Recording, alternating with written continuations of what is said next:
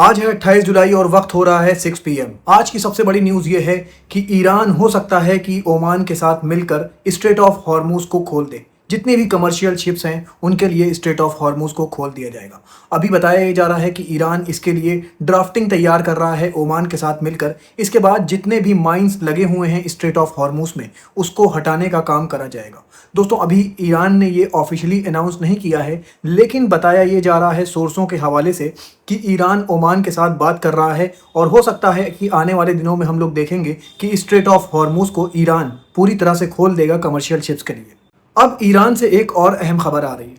बताया ये जा रहा है कि ईरान ने पब्लिकली आज 2 लोगों को हैंग कर दिया, 2 लोगों को फांसी दे दी पब्लिकली, मतलब लोगों के बीच में उनको फांसी दे दी गई। और इनके ऊपर इल्ज़ाम था कि जो इस्फहान में प्रोटेस्ट हुआ था ईरान की इस्लामिक गवर्नमेंट के खिलाफ, उसमें इन दोनों का मेन हाथ था। उसके बाद से इन लोगों को पकड़ लिया गया था, ये लोग तब से जेल में थे और आज सुबह इन दोनों को फांसी दे दी जाती है। अब मैं खबर आपको यूक्रेन और ईरान की बता दूं। यूक्रेन से कहा गया है कि ईरान की तरफ से बहुत अलर्ट रहो, क्योंकि ये बताया जा रहा है कि आने वाले दिनों में हो सकता है कि ईरान अपने बैलिस्टिक मिसाइल से हमला कर सकता है यूक्रेन पर। मैं आपको बताता चलूं कि ईरान के पास कुछ ऐसे मिसाइल हैं जो अगर नॉर्दर्न ईरान से फायर करे जाएं तो वो यूक्रेन तक जा सकते हैं, जिसमें पहला है गदर, इमाद, सिज्जिल और खुर्रम शहर।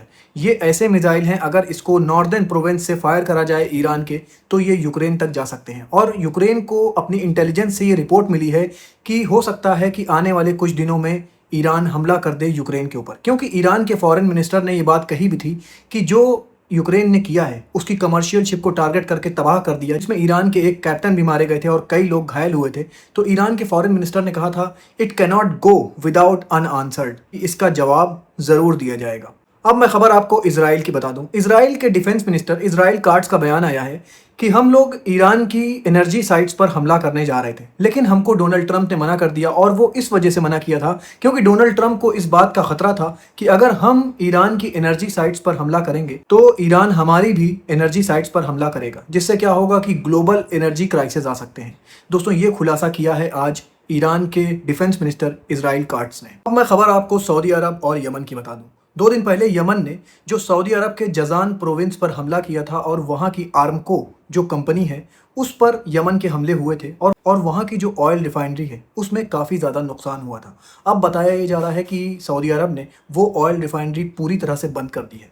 मैं आपको बता दूँ, ये जो ऑयल रिफाइनरी है जजान प्रोविंस में आर्मको, इसमें से डेली 4 लाख बैरल ऑयल निकलता है और अब सऊदी अरब ने इसे टेम्परेरी तौर पर बंद कर दिया है। बताया है कि यहाँ डैमेज कुछ ज़्यादा हो गया है, इस वजह से जब तक कि इसको पूरा रिपेयर नहीं कर दिया जाएगा तब तक दोबारा इसमें काम नहीं होगा। और बताया ये जा रहा है कि ये 15 अगस्त तक ठीक हो पाएगी, तब तक यहाँ से एक बूंद ऑयल नहीं निकल पाएगा। यमन ने बहुत बड़ा नुकसान कर दिया है सऊदी अरब का। 4 लाख बैरल डेली का ऑयल निकलता था यहाँ से और सोचिए अब एक बूंद ऑयल नहीं निकल रहा है। 15 अगस्त तक यहाँ से कुछ भी ऑयल नहीं निकल पाएगा और ये गारंटी भी नहीं है कि ये फैक्ट्री वैसे ही काम करेगी जैसे कि पहले करती थी। यमन के पास तो वैसे भी खोने के लिए कुछ भी नहीं है, लेकिन देखा जाए तो सऊदी अरब के पास खोने के लिए बहुत कुछ है। इसलिए अगर ये वॉर एस्केलेट होती है, बढ़ती है, तो इसमें सऊदी अरब को ज़्यादा नुकसान होने के चांसेस हैं।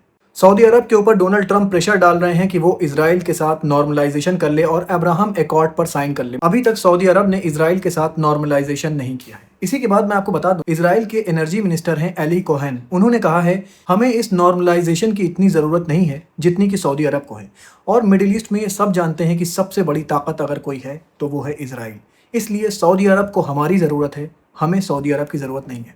उधर डोनाल्ड ट्रंप ने कहा है कि जब तक सऊदी अरब इजराइल के साथ नॉर्मलाइजेशन नहीं करेगा, अब्राहम एकॉर्ड पर साइन नहीं करेगा, तब तक सऊदी अरब के साथ कोई भी न्यूक्लियर डील नहीं करी जाएगी। अब मैं खबर आपको बता दूं, इजराइल के प्राइम मिनिस्टर बेंजामिन नेतन्याहू और डोनाल्ड ट्रंप की आज मुलाकात हुई। बताया ये जा रहा है इस मीटिंग के लिए कई महीनों से कोशिश कर रहे थे बेंजामिन नेतन्याहू, लेकिन डोनाल्ड ट्रंप को इस मीटिंग के लिए वक्त नहीं मिल पा रहा था। बताया ये जा रहा है आज इन दोनों की मीटिंग हुई। इसमें जो मेन पॉइंट था वो ईरान की वॉर को लेकर डिस्कशन हो रहा था। बताया ये जा रहा है कि आज की मीटिंग में जिस तरह से डोनाल्ड ट्रंप और बेंजामिन नेतन्याहू बात कर रहे थे और जिस तरह से वो लोग बैठे हुए थे, उसको देखकर लग रहा था कि अब पहले वाली जो गर्मजोशी थी वो नहीं है। जो गर्मजोशी ईरान की वॉर से पहले दिखती थी, अब वो गर्मजोशी नहीं दिख रही है। अब मैं आपको वेदर रिपोर्ट बता दूं। जापान के सदर्न प्रोविंस में बताया जा रहा है कि आज 7.1 रेक्टर का भूकंप आया, जिसमें काफ़ी ज़्यादा नुकसान हुआ है जापान को। बताया ये जा रहा है 40 से 50 लोग इसमें इंजर्ड हो गए हैं। लगभग 1.5 लाख लोगों को एवोक्यूएट कराया जा चुका है, जो कि डैमेज हो चुकी हैं अर्थक्वेक के बाद। बताया ये जा रहा है अर्थक्वेक की वजह से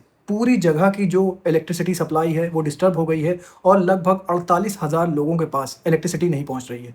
दोस्तों, ये बहुत बड़ा भूकंप था। ये जो मैं आपको विजुअल्स दिखा रहा हूँ, ये विजुअल्स निकल कर आ रहे हैं सदर्न जापान से। ये जो आप देख रहे हैं, ये ब्रिज पूरी तरह से डैमेज हो चुका है। ये रोड्स देखिए किस तरह से क्रैक हो गई हैं।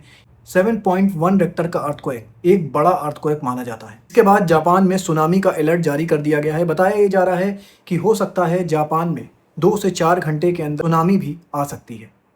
देखिए दोस्तों, इसमें क्या होता है, मैं इसकी अपडेट खबर लेकर आपके पास आता रहूँगा। अपना बहुत ख्याल रखिए और मुझे भी अपनी दुआओं में याद रखिए।